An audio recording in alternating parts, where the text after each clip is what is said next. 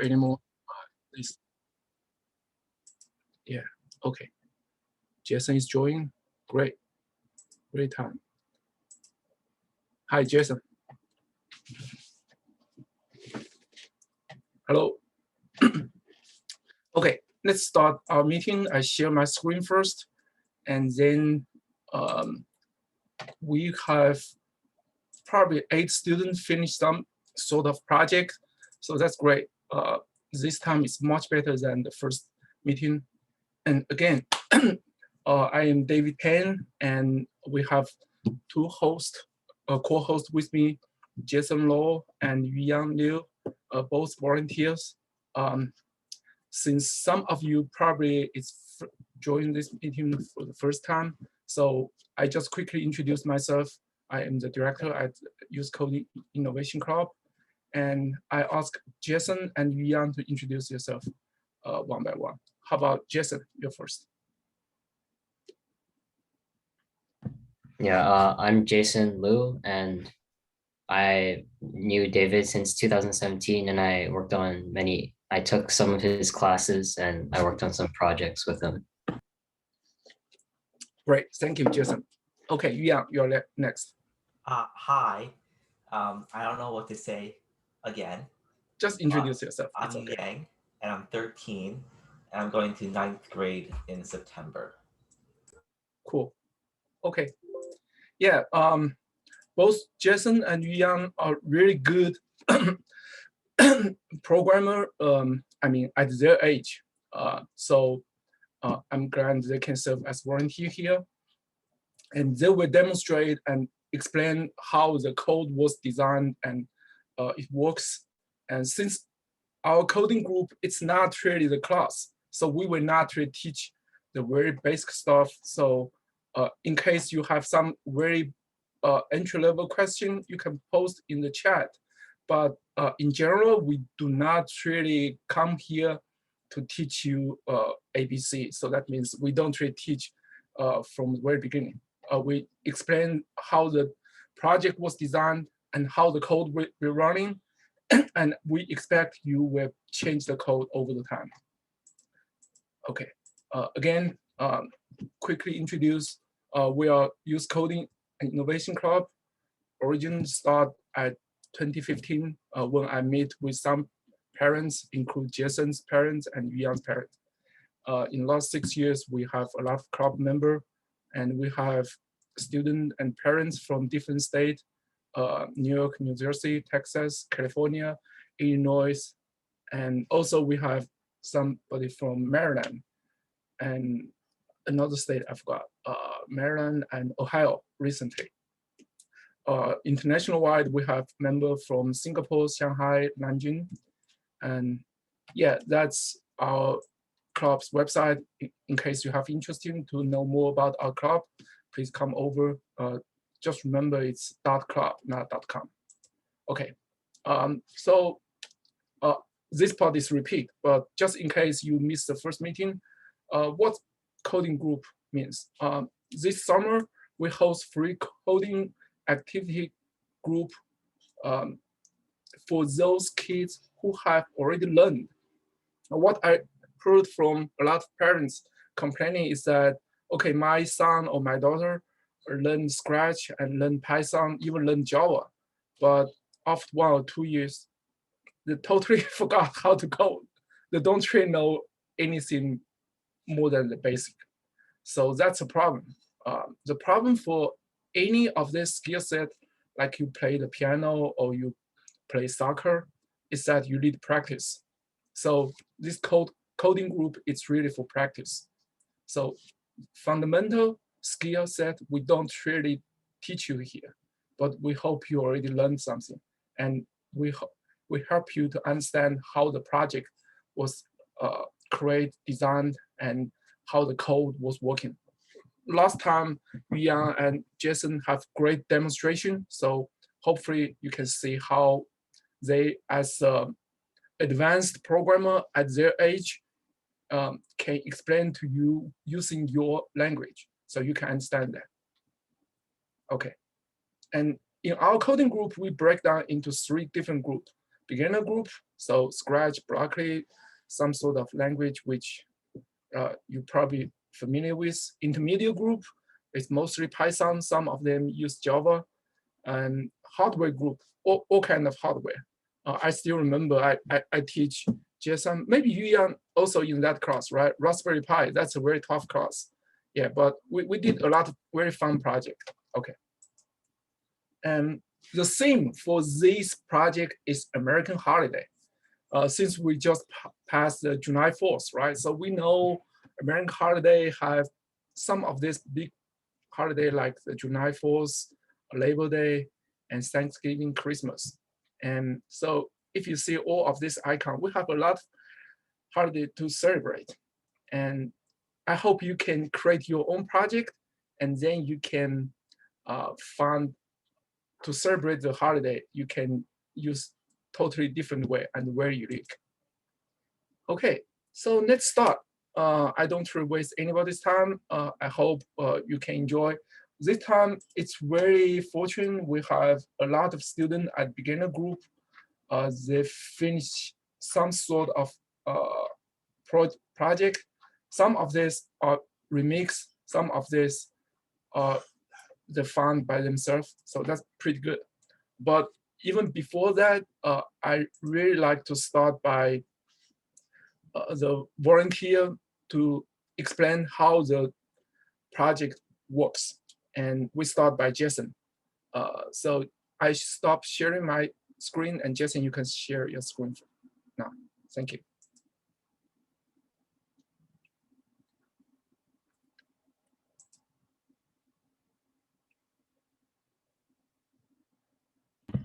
Oh, can you see my screen? Yes, we can see. Okay, so I guess I'm gonna first start by playing the program. Yes. So it starts with the city background, and then every time you click, oh, it's a bit, hold on. It's a bit laggy, but That's okay. That's okay. usually it's not like that. But like every time you click, it's basically a firework that comes up That's and it makes a great. firework noise. So yeah, and it also changes the color of the background. Oh, change the color. Cool. Yeah, I don't know if it's like that for you too, but I think I saw one time, but not very often. Maybe you are running too many programs on your computer. I think maybe it's just Could the you please screen explain share the because code a little bit? Yeah. yeah, I think maybe it's just the screen share because it was working fine before. Oh, okay. I got it. Yeah, that's Yeah. awesome. Okay, so first, so there's two sprites.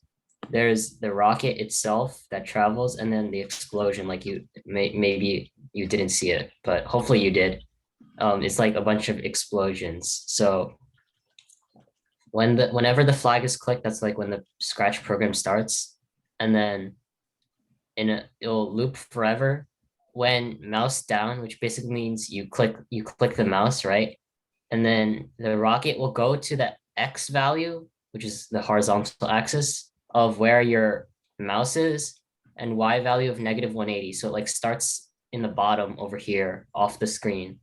And then it shows itself, and then it eventually glides to the position where you clicked on the screen, which is mouse X, mouse Y, and then it hides. So like, that's just the rocket itself traveling up.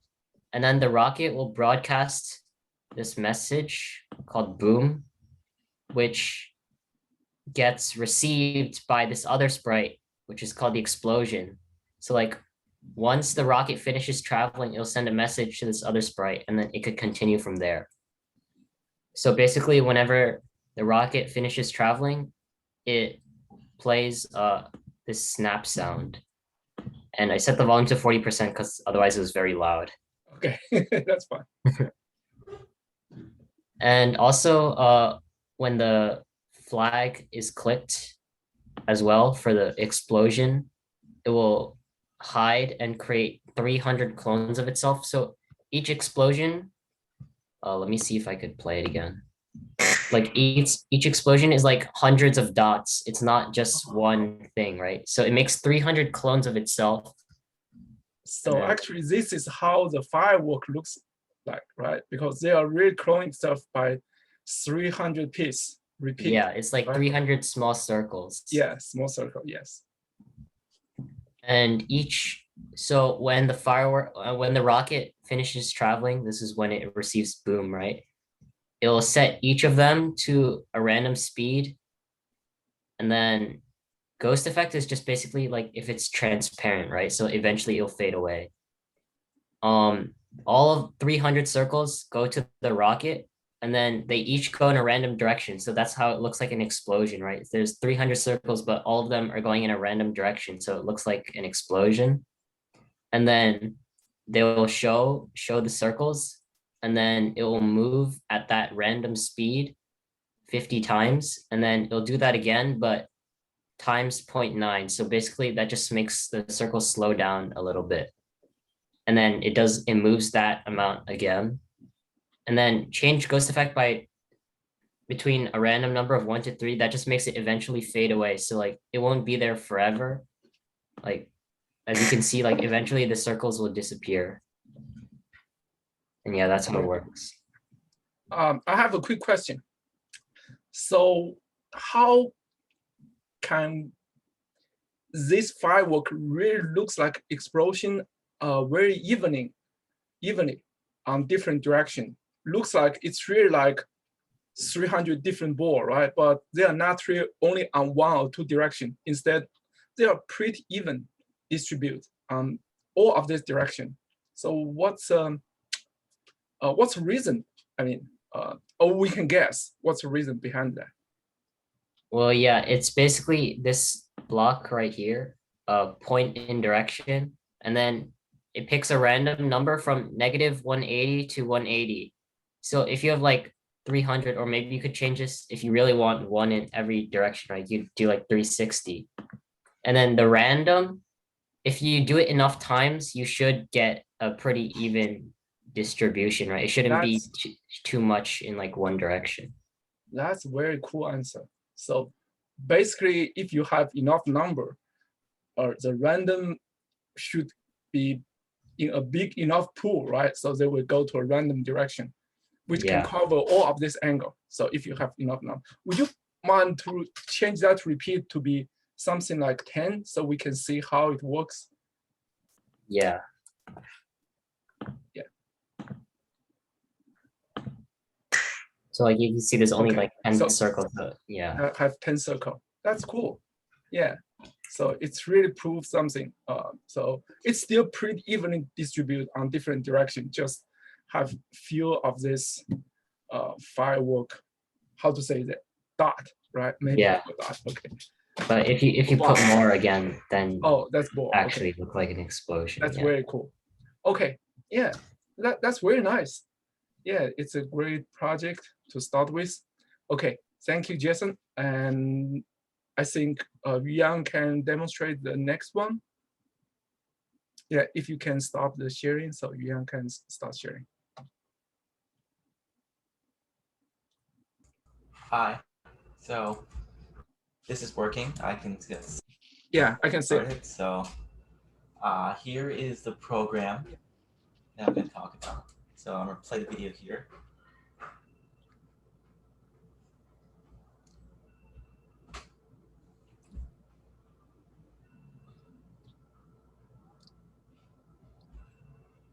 So are they randomly shoot out, or they are change the angle by mouse or by? Well, I'll get to that.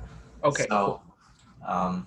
we can take a look at this program in steps so we can see here's where the main part, and then we also have the end screen as you just saw in the video.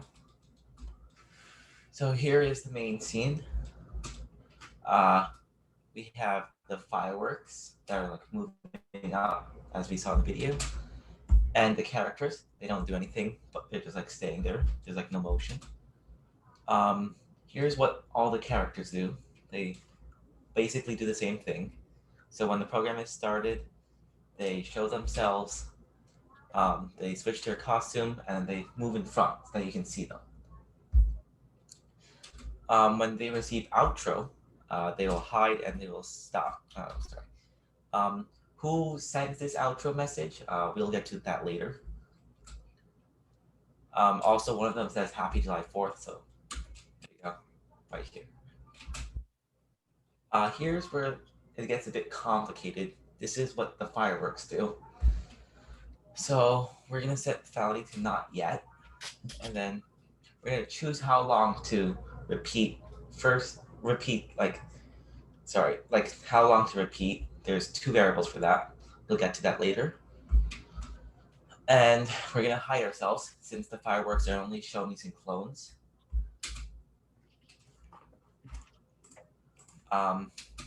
We're gonna repeat the amount of times that we just decided earlier using that random block. We're gonna create a clone. What the clones do, we'll see that later. We're gonna count the amount of fireworks, and then we're gonna set finality to now. Now, what does this finale variable do? We'll also get to that later, okay? So I'm postponing a bunch of things right now, but you'll see. And here's the second part of it. Also repeat the amount of times we decided earlier, except this time it's a different number. We're gonna clone up ourselves, count the number of fireworks. We saw this earlier. It's basically the same thing, except repeated twice. And we're gonna broadcast outro, which is what the characters received, as we saw in the previous slides. So what do these clones do, right? I haven't talked about that yet. So here it is. It's very large. But if we look closely enough, we can see that this is the exact same 2 code blocks, except with changed numbers. So let's take a look at one of these. So we're gonna set a size to 50%, between 50% and 75%, which gives me random. We're gonna make the costume look like a firework rocket, which is costume 2. We're gonna move to the front so we can see it and won't get blocked by other things. We're gonna move to this position on the stage, and then we're gonna glide to another random position on the stage. So it's like going up or that way, basically in all directions. We're gonna set the costume to random figure, which is why all the fireworks are not the same. It's different every time. And we're also gonna change the random color. And then in 10 times, we're gonna change the ghost effect, which makes it transparent. So it's like slowly fading out after we've done everything. And then we're gonna hide the sprite. So what are the differences between the 2 code blocks we've seen earlier? You can see that the size is different, 50% and 75%, 75% and 100%. So that means when the finale variable is set to now, the fireworks are gonna be bigger. And the time and where it glides to. So we see if the finale is now, it's going to be gliding faster and also over a larger space. If you see the pick randoms are different, they're larger and larger numbers. And here is the ending scene. Nothing changes except for this moving animated picture or GIF. This is what the ending scene sprite does. When the program is started, it's going to hide itself because we're not ending yet, so we don't show the ending screen. When outro received, we're going to go to 0, 0 to make it centered. We're going to set the costume, and we'll create a clone. We'll see what that does in just a few moments. And then we'll set size to 100 and show to make sure that's the correct size. So here is the ending scene. Here's what the clone does. When started, we're going to move to 7082, which shows where like the animated picture is going to be. To the side, we're going to make it a bit smaller so it doesn't take up the whole entire screen. Go to the front layer, and forever we're going to constantly switch to the next costume, which makes it animated. That's it. That's all the program does. That's very cool. Would you mind to demo the how it runs? Like, yeah, one more time. Here it is again.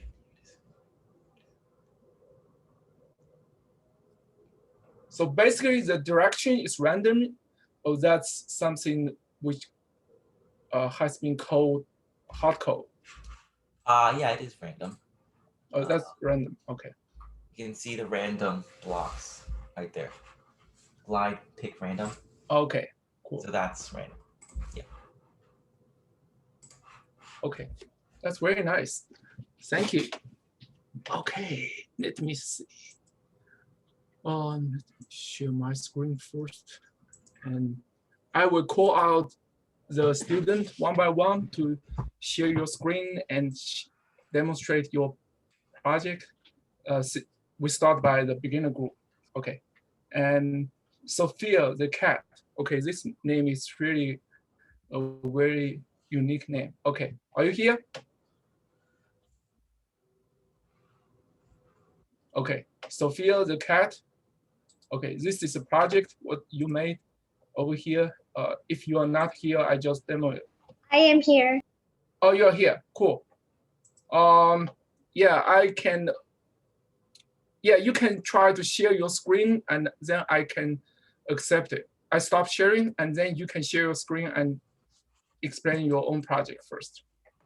Okay. Are you able to share?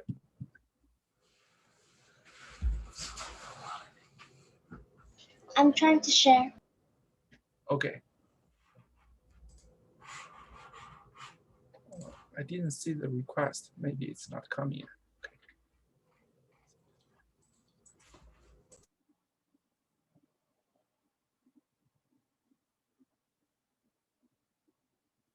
I can share now. 1 second. Sure. Yeah, when Sophia is sharing her screen, the next one is Kevin Zhao. Kevin, are you here? Yeah, you're next. Yeah. Okay, I can share my screen. Yes, we can see it. Okay, so this is my project. Change. Shh. Mute it first. Mute it first. So the firework right here is it will just expand like this, and it looks kind of like a bubble.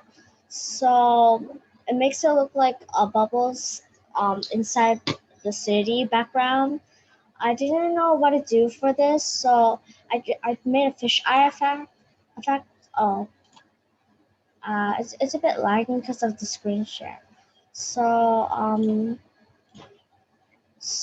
this is what I did.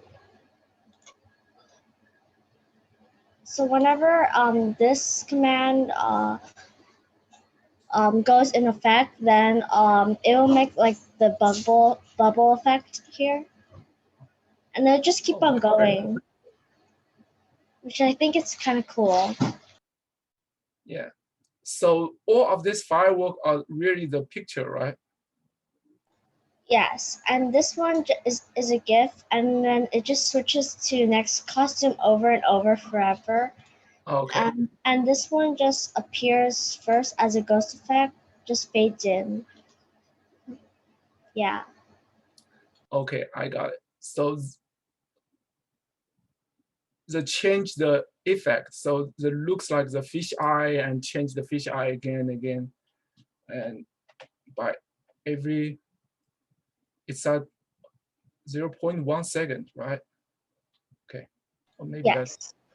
Okay. okay. That's very cool. Yeah, thank you. And let me call next Kevin Zhao. Yeah, so you can share your screen and explain your project. Okay. So yeah. So when you press like the this, it can, when you press the left arrow, it can go left into the explosion. Up, you can go into the up explosion, and right, you can go to the right explosion. And you can, like, they point in different directions. Okay. On the Yeah, bottom. would you please explain your code a little bit? Just show us how this code works. So it has two costumes. Okay. The firework. So when it starts as the firework, so it goes from the box, it points in the direction you want it to point into. Then it will glide into the spot that you want it to glide. Then when it gets there, it will change into the explosion. Wait 2 seconds and hide. It has the up arrow, left arrow, and white arrow for each one of them. Oh, that's very cool. Okay, so I have a quick suggestion. Yeah, your custom, you probably can rename it. So something like the first custom is rocket, the second one probably is firework. Those So you are can remember that, fireworks. right? Okay, great. That's a great project. Thank you both Sophia and Kevin. And the next one is Azena, right? Am I read your name right? Azena? Okay, cool. Yeah, would you please share your screen?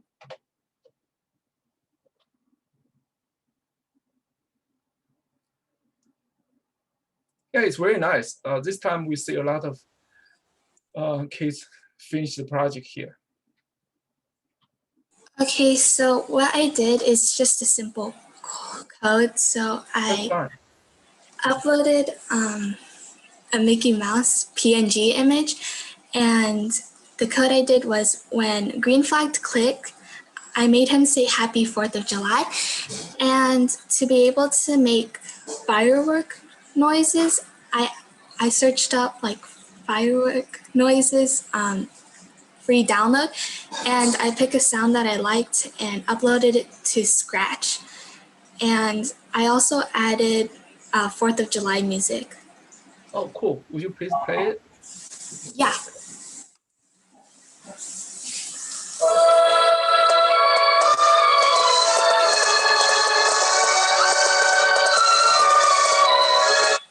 It's a bit loud. Yeah, I can tell. Oh, that's pretty good. So this Mickey Mouse, and would you please click the flag sprite? Oh, I'm sorry, you already stopped sharing. Okay, that's fine. Yeah, I just want to ask one more question, but it's very, very nice. If you can find your own sound and you can find your own touch up, you can make the project really interesting. And next one is Andrew New. Andrew, are you here? Am I read your name right? Andrew New, I believe. Okay, code one more time. Andrew New, are you here? Oh yeah, sorry. Okay, I see. You mute, so you need to unmute. Okay, sorry. That's okay. So this is, oops. So this is my project. This is my project. So I'm gonna do both of these. So this code is basically so it says when flag clicked. So I just remove the pen thing because I'm not using the pen. And it says go to -5, y -8. So it goes here. And then it says hide. So you can't see it, like the center, which is down here. And then it says change y by 10. So it goes down, it goes up a little bit and go to -46, y -190. Wait 1 second, and then switch costume to costume 3. This one, costume 3. And then it says shell, so it's here. And it says forever, change color effect by 1. Repeat 10, create clone of myself. And then when I start as a clone, it switches costume to costume 1 because the main sprite is already here. So it switches costume to costume 1, which is like little mini bowl. And it says set color effect to 0. I removed the effect because I didn't want it. And it says go to -100 y 0. So it's here, the center. And then it says point and direction, pick random, negative 180 to 180. So it's like a circle, basically, around. And then That's very cool. and then it says show. And it says repeat 10. Move, pick random 10 to 13 steps. I am. And it says repeat 10. Change ghost effect by 10. So you can, as you can see, it's changing its ghost effect. And it says wait 1 sec. Delete this clone. So it can just disappear. Okay. The first firework. And then, wait. And then it says one flag clicked. Hi. Wait 1 seconds. Forever. Repeat 10. Create clone of myself. It's basically this one but smaller. Okay. So this one is a smaller one. Okay. May I have one suggestion? I see you use a set color effect. That's pretty cool. So they can really change the effect. Would you able to add the random color so it can be a little bit more interesting? Okay. If they change the color, maybe they can look slightly different, right? Okay.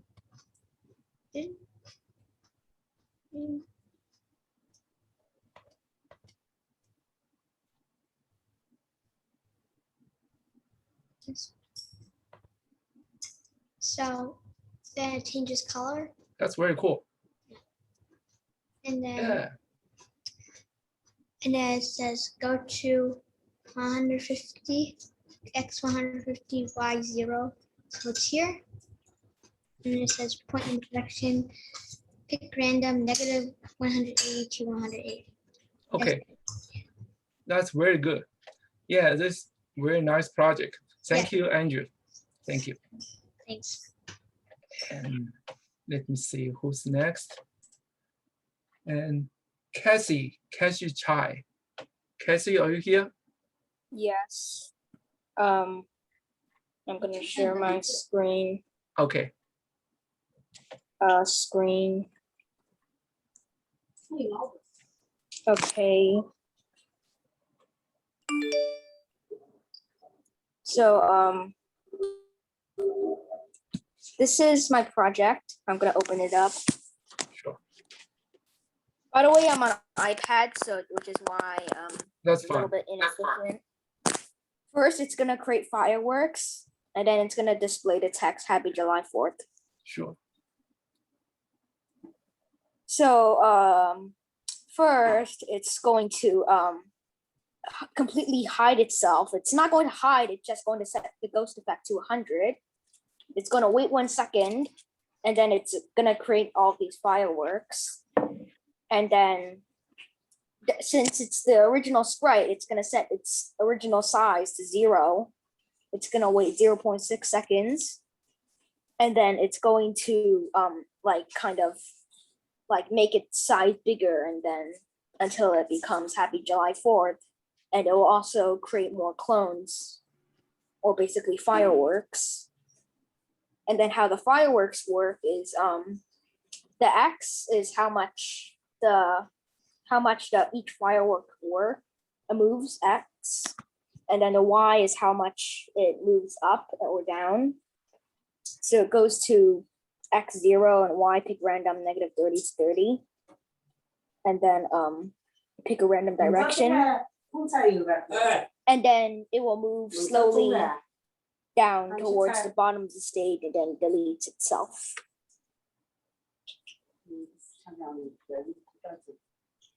So they're pointing to random direction, right? I see it. Yeah. That's very nice. I also have another project that I made a few months ago, pen fireworks. That's very nice. Yeah. Oh, just one suggestion. Oh, that's another different one. This isn't really related to holiday, but it just creates a bunch of fireworks. That's all it does. That's I'm interesting. not going to explain. Okay. I just have one quick suggestion. Since you build the firework project pretty nice, if you can add the sound in as a background music or some sort of sound, that will be even better, right? Yes. Yeah. Okay.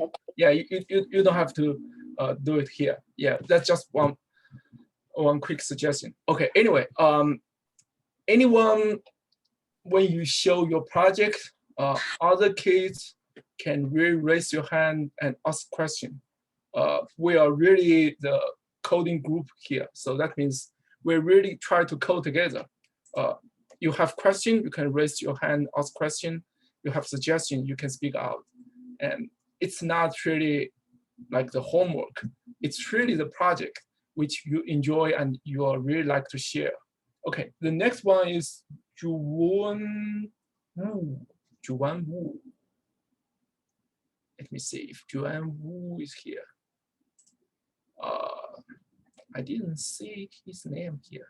Okay, call one more time. Juan Wu. Maybe you used your parents' name here, so it's mismatched. See this? Oh, I'm sorry, I didn't share my screen, right? Oh, Jesus, my fault. Okay, so if you can see my screen, who's finished this project? Juan Wu. Yeah, and also you need to share your project. I cannot really access it. Yeah, you can see here. Whenever you see something like this, that means you finish your project, but you forgot to share.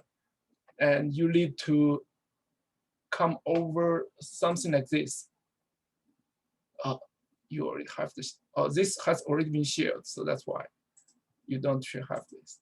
I show you quickly. Yeah, if I remix this and I get to see inside,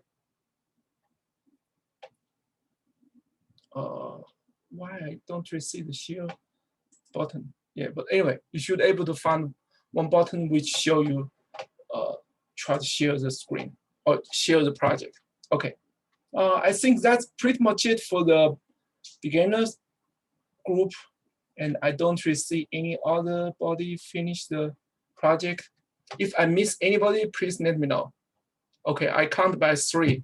3, 2, 1. Nobody missed, right? Okay, so we move on. The next is yeah, I put the name here. Actually, I missed one name because you finished today, Sophia.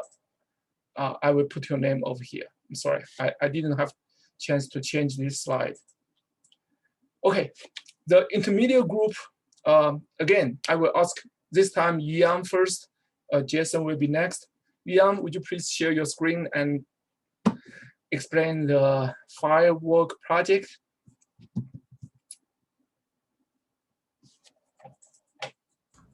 All right, just hold on one quick. Sure.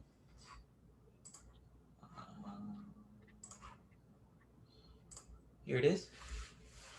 Yeah. So this is the fireworks project. Let's take a look at this. So here's the code. We're gonna break it up into 3 chunks, as I did last time. So let's take a look at the first chunk here. So here, we're gonna import the turtle package. We're gonna import the random package, and we're gonna create a new turtle screen. We're gonna change the background color of that screen to black. We're gonna set the color mode to 255. Let's take a look at the second part here. So this is gonna create a new turtle. We're gonna set the speed to 100, which is very fast. We're gonna set the turtle color to red, so it draws in red. And then we're gonna make a new variable called style, which will like say what the text will look like. So in this case, it's gonna be in Courier at 30-point type and italic. And then something confusing happens here. See, we're trying to like draw using the color and write functions from this turtle variable, but we haven't created or defined a variable called turtle. So how is this happening? Well, if you noticed earlier, we are also creating a new turtle using the turtle.turtle. Notice that one of them is in uppercase and one is lowercase. So this turtle variable in lowercase contains the turtle variable in uppercase, which can be used to create a new turtle. If you're confused, think of this as the stage in Scratch, right? You can change the background without having to actually create a sprite.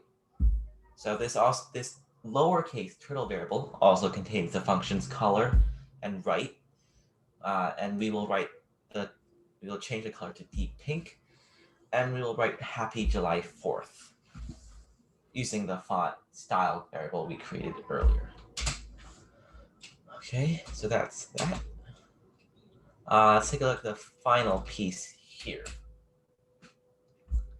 So we're going to decide on a random x and y position between negative and 250 for both of them.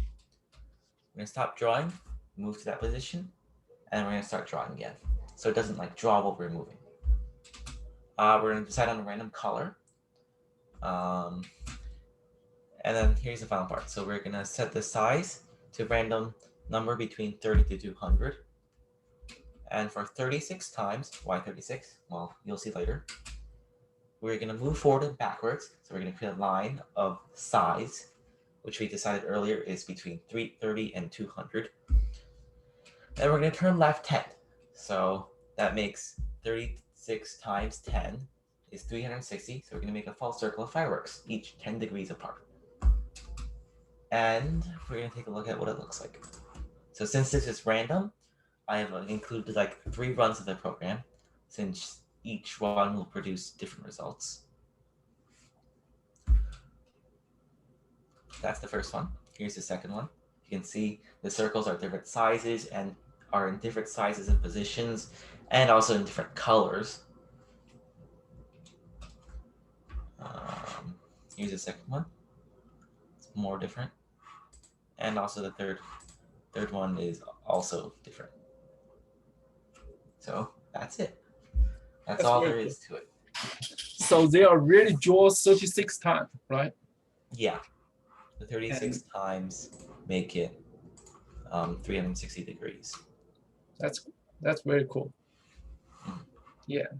Okay. Yeah, I know turtle is really very interesting when you write code for the graphics. Yeah. Do you remember if turtle can support playing back the sound or playing back some sort of pre-record file, like the MP3 file or WAV file?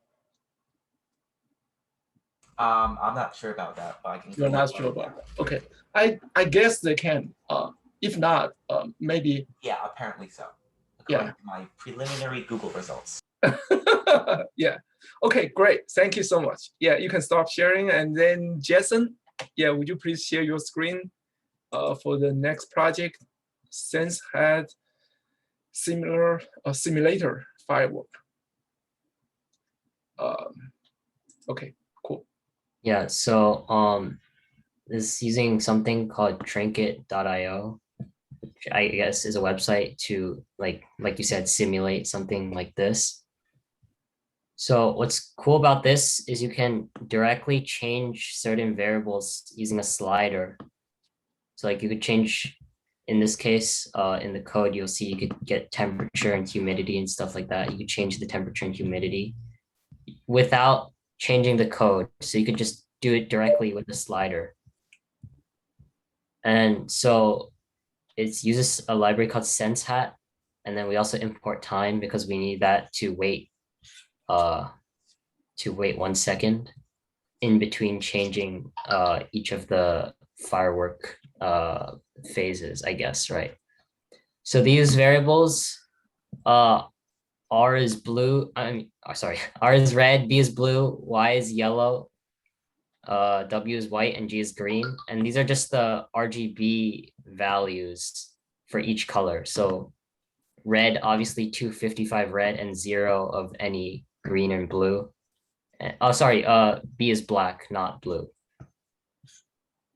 So basically what these are is it's a list of a bunch of colors but like it's in the order of this square right here. So you can use the array to select which color each individual circle in here is.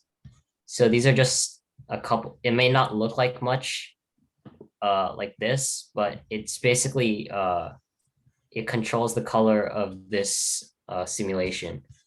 So And it's then- one-to-one mapping with a dot, right? Okay. Yeah. Okay, cool. And then it loops forever and it gets the temperature from sense.temperature, which is this slider, like these sliders, right? And it gets the humidity. And if the temperature is less than 15 and the humidity is greater than 90, it will set the pixels to this variable called no fire. So right now, it does not meet that requirement. So right now it's this goes into this else statement. And basically it switches between these three fire 1, 2, and 3 variables, and it continuously loops through them. And that's what you see right here, right? Every 1 second it changes. So it looks like a firework. But then if you change the temperature to less than 15 and you change the humidity to greater than 90, it becomes this no fire one, which is like kind of like a green check mark. And you might actually be able to see it. You can see like the G's form a check shape and then everything else is W, which is white. So that's what this is. But once you change it back, it'll go back to the original loop. That's very cool.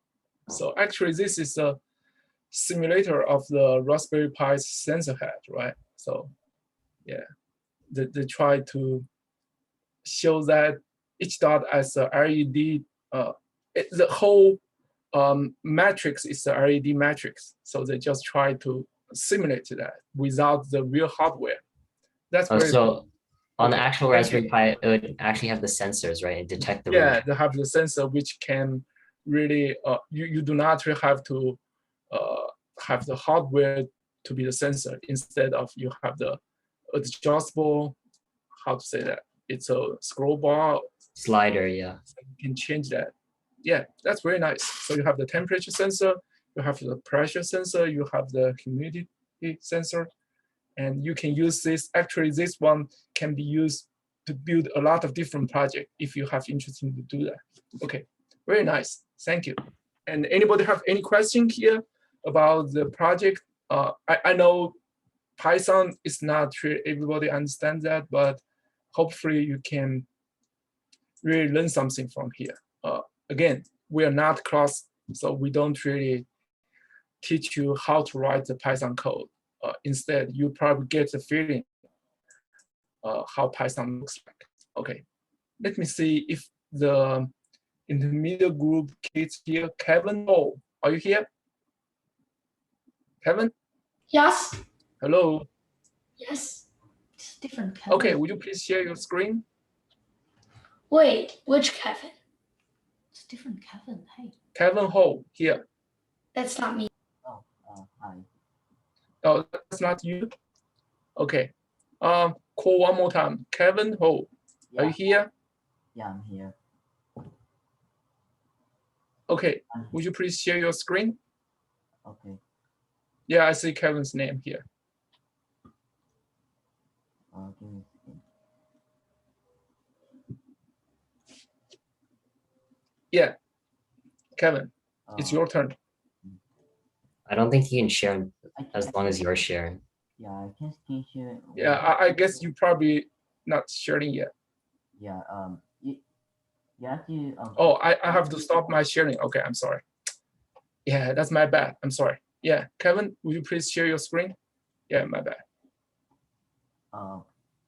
So I realized that Okay, cool. right now most of our projects is related to holiday. So I made this very convenient generator that makes holidays in Python. So when I press run, it'll show this button for click me for another holiday in US. Once I click on it, it will summon a random generated holiday. Like for example, I have officially made Jeep Day. Hooray! Now on 7/9, we're gonna have to celebrate Jeep Day by drawing pictures of them, coding with them, and also unintentionally steal them on Tesla. That's very cool. And if you click that red button again, what will happen? You make it only works once because the button says so. Okay, yeah, would you please explain your code a little bit so we can understand that? Okay. So this over here is the Jeep Day code. Like this is the picture of the Jeep Day. This is the picture of Flying Day. This one over here is the button. And this one is the one that randomly generates a random holiday from these two over here.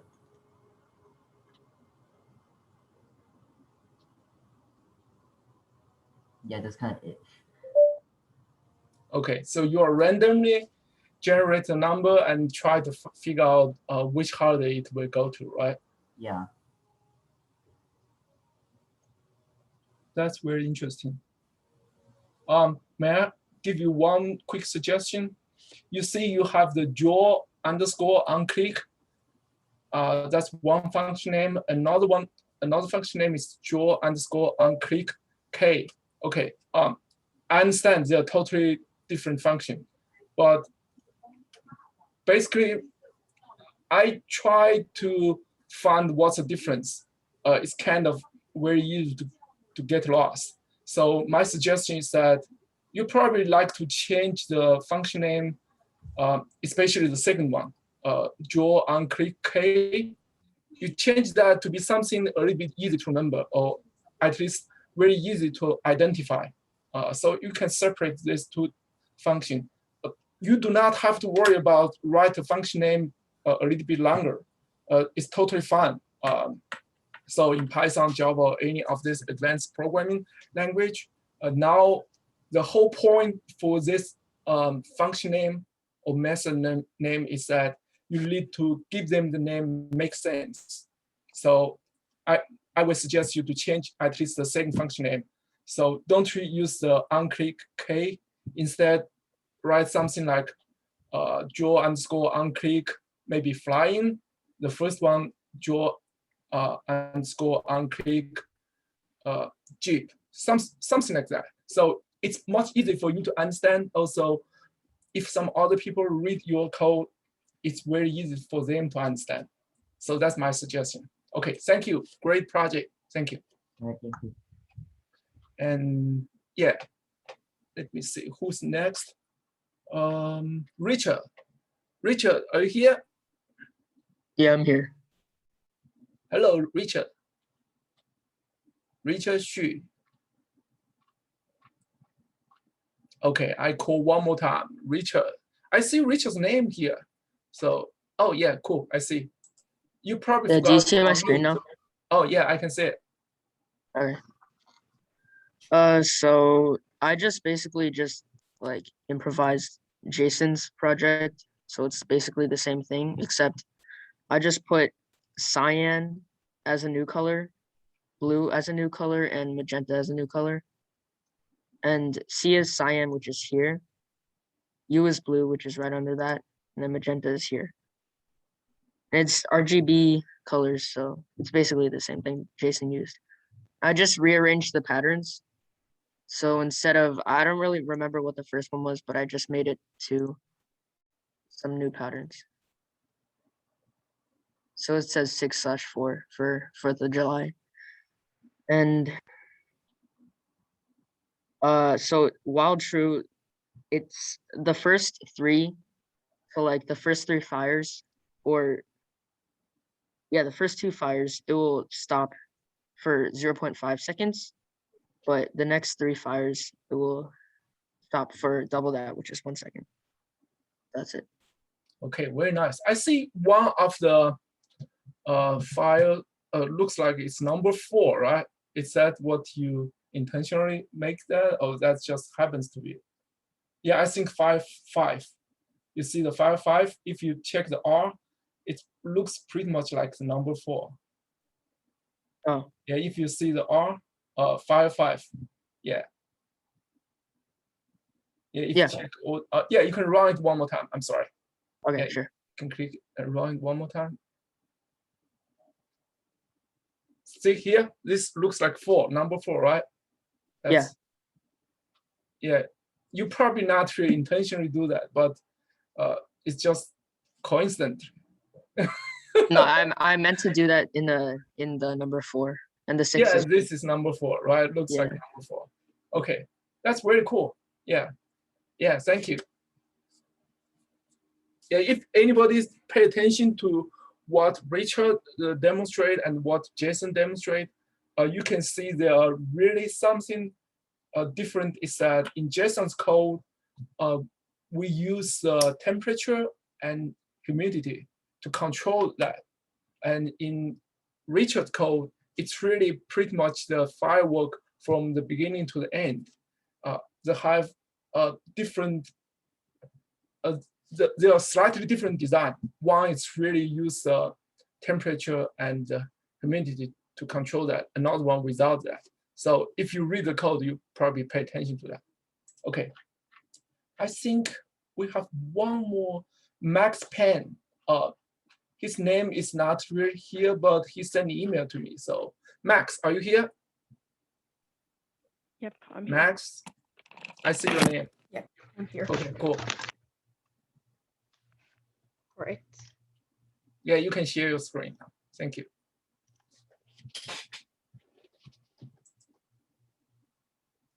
Okay, so what I did is I used a turtle trinket and the turtle Python fireworks, and I modified it to become a screensaver. So you can keep this running while you leave your screen on, and it'll stay on.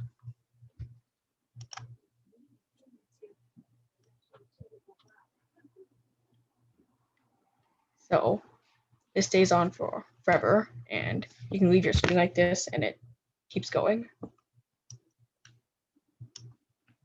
So how this works is that there's like 3 different kinds of fireworks. So I have type 1, type 2, and type 3.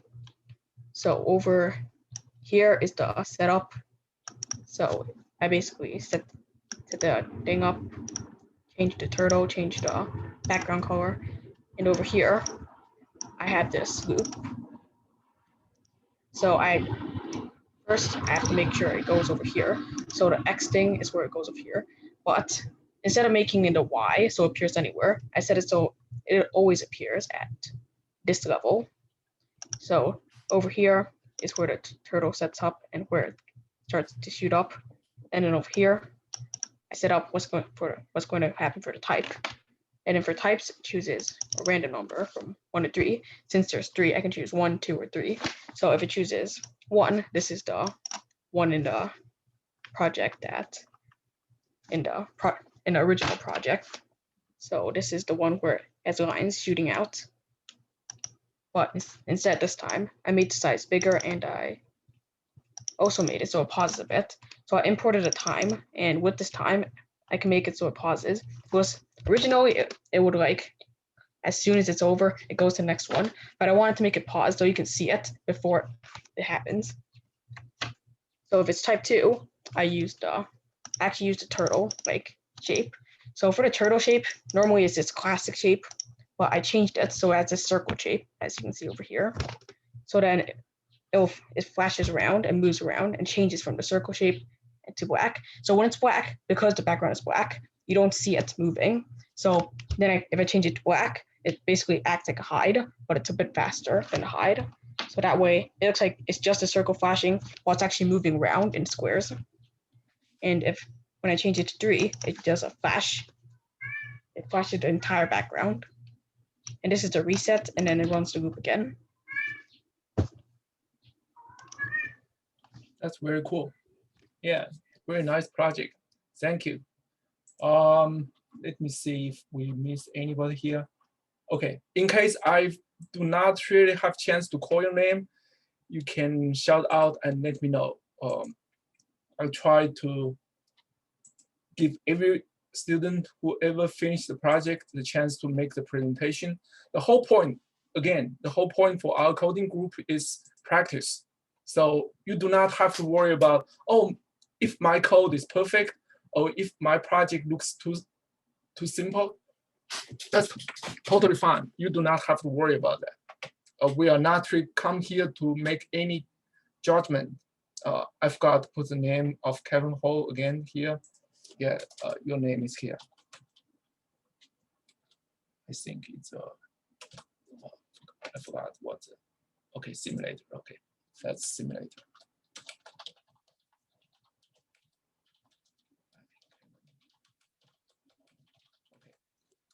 Okay. And unfortunately, most of the kids in hardware group not really as motivated as in the beginner group and intermediate group. I can understand, because to create any of this hardware project, it's a little bit more challenge. But anyway, I will demonstrate what I have since the hardware project demonstration will really require a lot of different moving parts. So I show you the video first, so you can see how it works.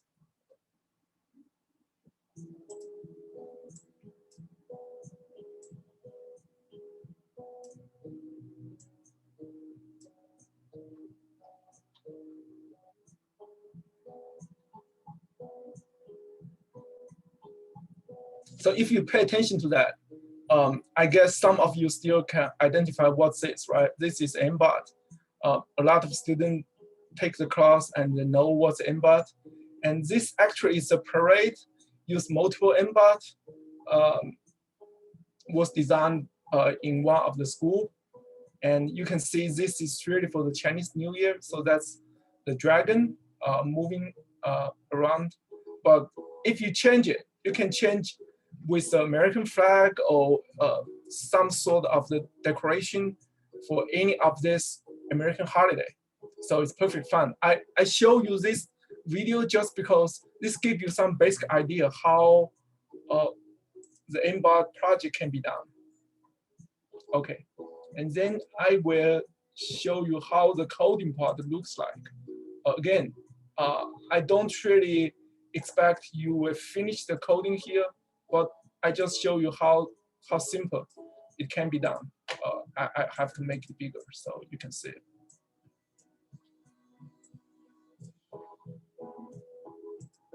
Okay.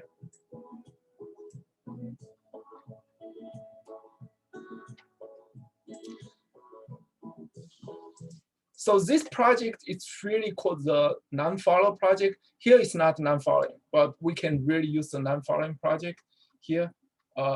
If anybody still remember that, so if you have a black line on the ground, you can use the sensor to detect that black line and follow that line and moving around. The coding is looks like this. So the first one is that you press a button on the board. So they have a button on board you can press. Then inside there's a forever loop. You have two sensors here. Line follow sensor, I'm sorry. It's connected to one of the port. So they have about four port totally, and they connect port 2. Of course, you can change to port 1 or 3. And if it's 0, then you can moving forward and at certain speed. And if it's 1, you can change the motor on one side to be 0, another side is 150. So that means they will make the turn on this side. And if it's non-follow sensor detect is 2, so that means that they're really over the edge. They will try to make another turn. If it's 3, so that means both sensors do not able to detect anything. They were running backward. Okay, so this is a little bit hard to explain, but this is what really the situation looks like. the sensor is really on the front. It's really like this. So if the detect the MBOT is on the black lane, so the value of the non-follow sensor from this two will be 0. And if the detect only one sensor detect the black, another detect the white, so they will return the value as 1, because the value is combination of these two sensors, not only one.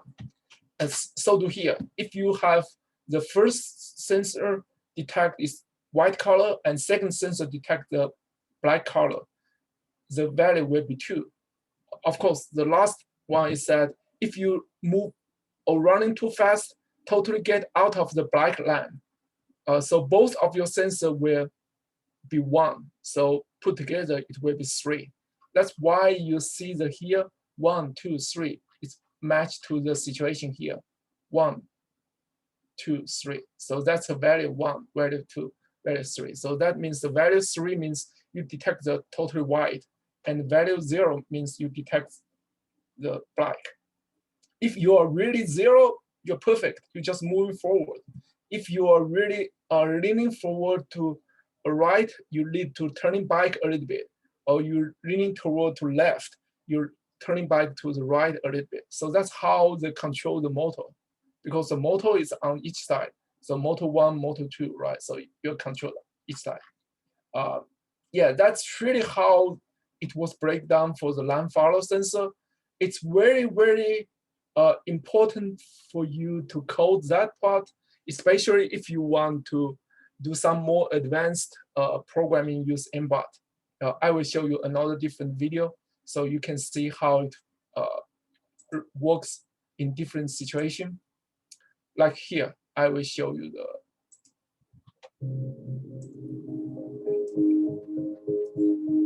Welcome to the 2020 MakeX Robotics Competition. MakeX Starter Smart Links.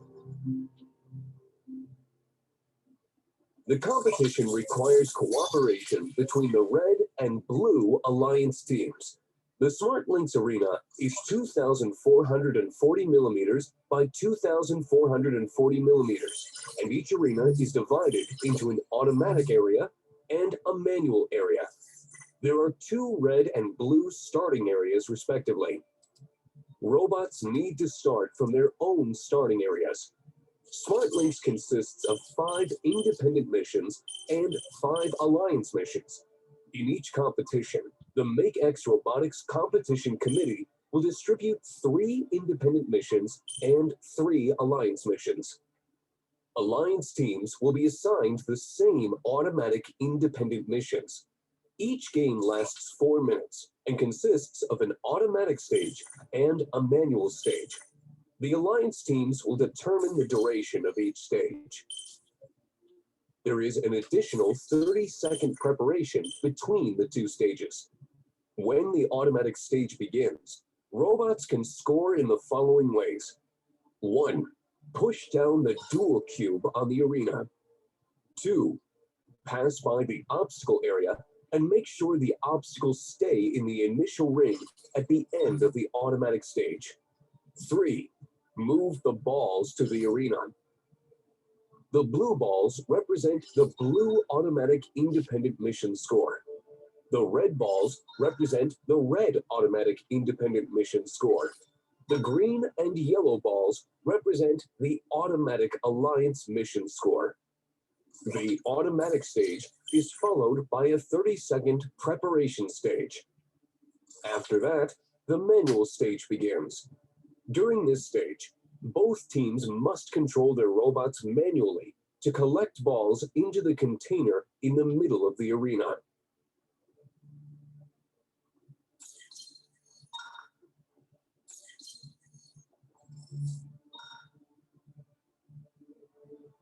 For each game, the alliance with the higher score will get a higher ranking point in the competition. Welcome to the 2020 MakeX Starter Smart Links. Okay, so this is really one of the competition which the MBOT can use to join and compete. Yeah, if anyone have interest in, you can contact us at the info at ycic.club. Again, this is really the beginner level competition, and we have another competition is challenge. It's more advanced level. Next time I will introduce that one, but this one it's really for age 6 to 13. So most of the beginner, if you are really have interest in, you can contact us. Okay, so again, put as summary, all of this project will be posted on the GitHub page. So I show you how this page looks like, and GitHub.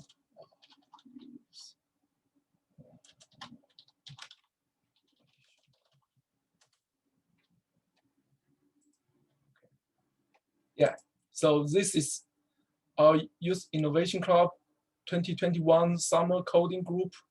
And if you see that each project, we have one subfolder over here. And I have to tell you, you must share your project, otherwise I cannot download it, so I cannot post here. For anybody share the project, I download and upload over here. So you can see I give the name back, credit back to you, Richard Xu, Max Pen, Asena, you, right, and Andrew Neil. And I know a lot of other students also finished project. Please share your project so I can download and I can upload to the GitHub. So that's the very first one. And all of this project will be credited back to you guys. We have the discussing in the Google Classroom, just like here. You saw the question and answer over here. So when you have question, please don't hesitate, just ask a question. And one thing I have to ask Richard to pay attention is that please do not share the code like this. Next time, try to share the code like this. So you can share the file. It's much easier for us to upload the file, download file, because this one will require to make the indent, the Python indent error will cause a lot of trouble. So we do not want to post the code to GitHub without identifying it will work. Okay, so that's some suggestion.